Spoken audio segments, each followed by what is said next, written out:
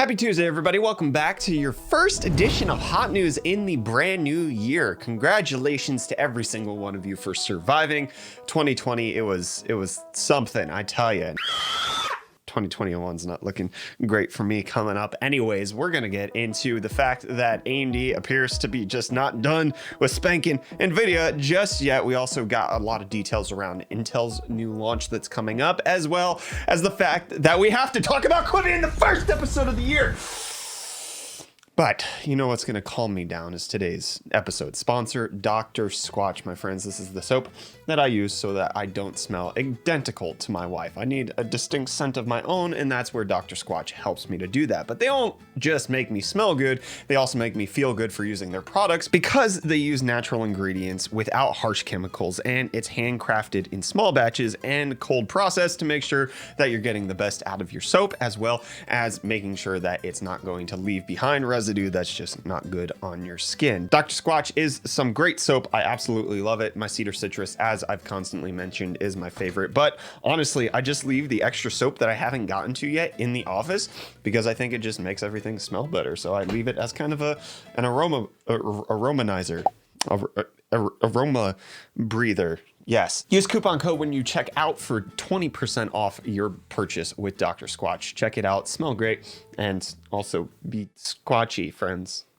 It's my tagline for them. Okay, that's the end of the sponsor spot. But before we get into the actual news, I just want to talk about the fact, did you see Bitcoin over the weekend hit like $34,000? Currently, as I'm filming, it's $31,000. But holy crap, Bitcoin just decided in the last little bit that it was just going to absolutely pop off. You can see here about a year ago it was at $7,000. Now it's quadrupled.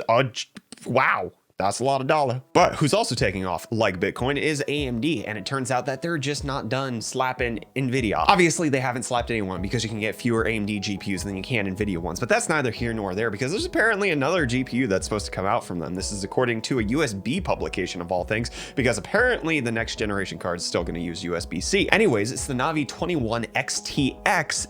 The Navi 21 XTX is actually the 6900 XT. It's not yet known what the H denomination is. It could potentially be something that's weaker. It could also potentially be something that's a little bit faster, or it could possibly be something that's mobile, but not likely to be that. It does seem to be that there's just one more card that AMD wants to slot in to just learn to place Nvidia. Oh my.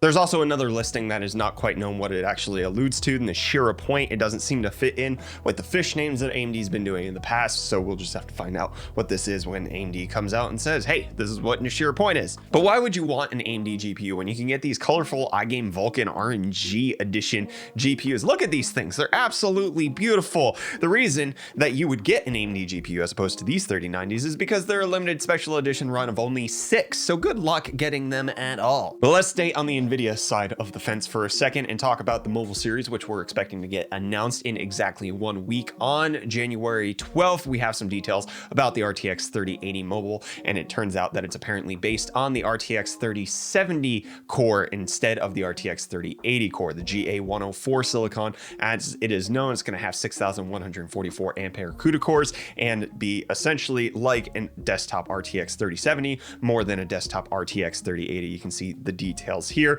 Benchmarks still aren't quite confirmed as to what it's going to perform like, but plenty of companies are indicating that we are getting a new launch of laptops next week. Asus ended up teasing their TUF and ROG gaming lineups with the RTX 30 series, at least they're alluding to it, and they're upgrading as it were at CES next week. But Takis Vortex decided, hey, I'm not just going to allude to upgrade, I'm just going to tell you what freaking specs I'm going to have. Check out this laptop with the Ryzen 7 5800H, not yet announced, RTX 3060 Max P, not yet announced, and you can see it in its full glory with all the pictures that they processed right here. Oh, it's beautiful. Look at that RTX 30 series render. Hopefully mobile processors will be more in supply than the current desktop ones, but as plenty of people may be excited for the next gen launches that are coming next week for mobile, this announcement excites me more than everything else. Samsung is announcing its mass production of 13.3 inch to 16 inch OLED panels for laptops. They're going to begin that in February and start rolling those out into laptops. Finally, more just mid-range OLED screens. You have them on phones and you have them on TVs, but we've kind of just been missed in this whole middle realm of desktop monitors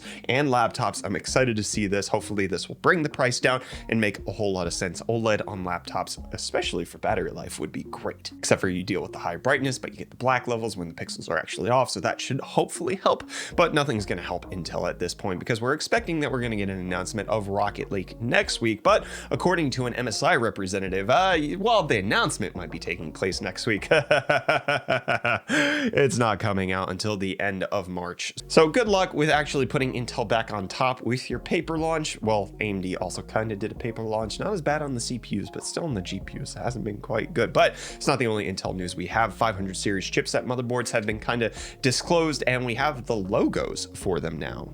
Pretty graphic design, friends. I actually think Intel's doing a really good job of rebranding themselves this generation. The Z590, B560, and H510 chipsets right here. Bob Swan hasn't done everything correctly as CEO, but I mean, this rebrand, I'm digging it.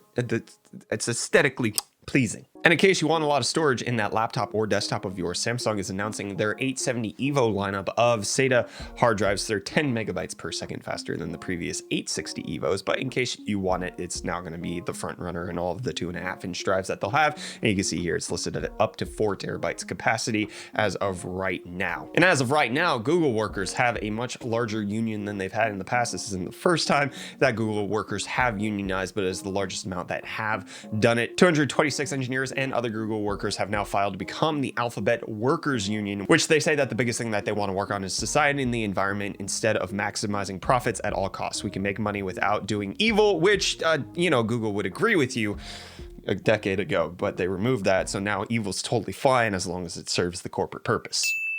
But you know which company doesn't have a union right now? Tesla, and they are selling cars regardless, which I guess the unions have nothing to do with that. Just segue with me, please, if you would. Tesla shipped nearly 500,000 cars in 2020, them announcing 499,550 deliveries, 509,000 sales. However, they do say that the margin of error for that is about 0.5%, which could increase the total amount to be over 500,000, but still a quite remarkable feat by Tesla nonetheless. The first auto manufacturer in America to reach mass production in over 100 years.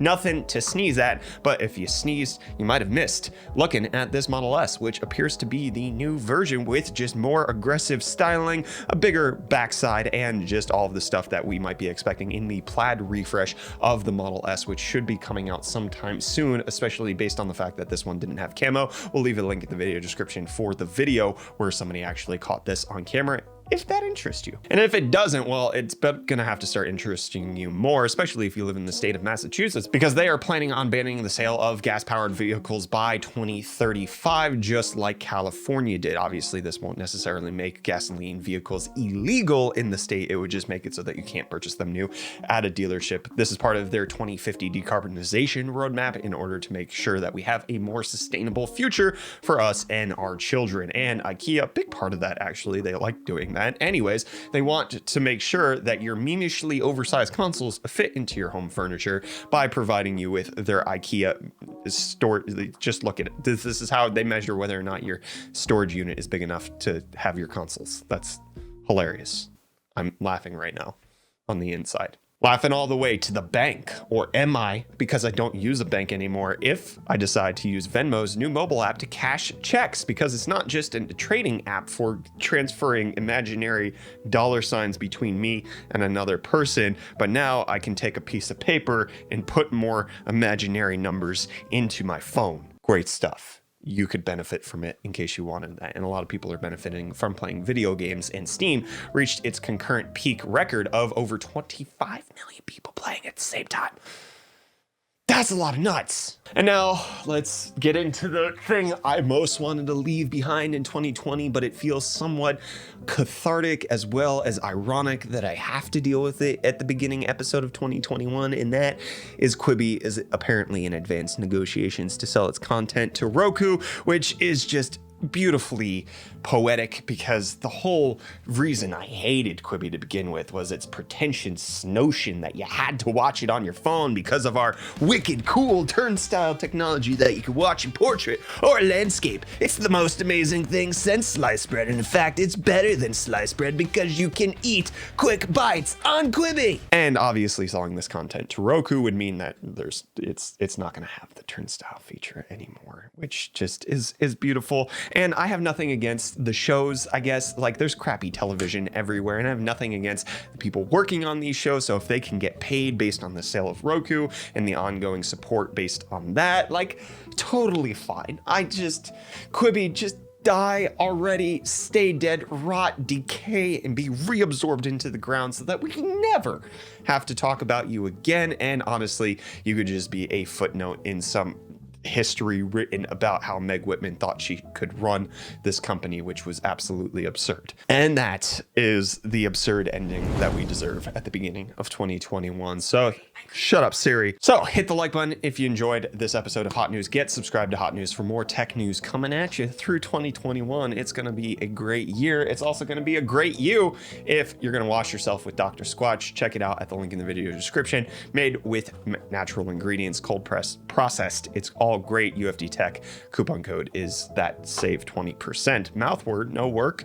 Me go now. You bye.